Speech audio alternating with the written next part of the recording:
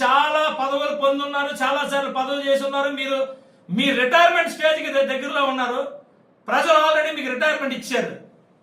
దయచేసి అది గుర్తించండి. కొంచెం సీనియర్స్ నోరు అదుపులో పెట్టుకొని మాట్లాడాలి, కానీ ఆంబోతులా మాట్లాడకుండా కాముగా ఉంటే మంచిది. లేదంటే చాలా దారుణంగా ఉంటుంది. ఎవడో పిలిచాడు కదా అని దాసరాము వచ్చేసి ఏర్పడుతుంది.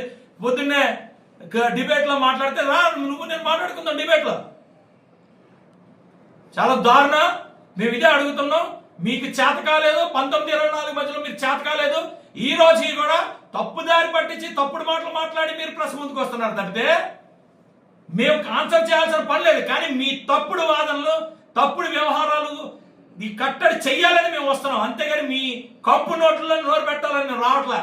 ప్రజలకు తెలియాలి. ఎందుకంటే అబద్ధాలు చెప్పడంలో మీరు తిట్ట, మీ బాస్ తిట్ట, మీ జగన్మోహన్ రెడ్డి విపరీతమైన తిట్ట.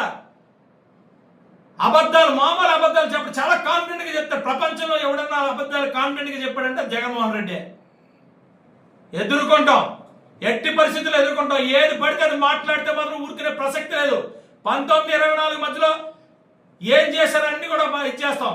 ఎక్కడున్నా ఆ తాగ్గాడికి కూడా చెప్తున్నాను నేను.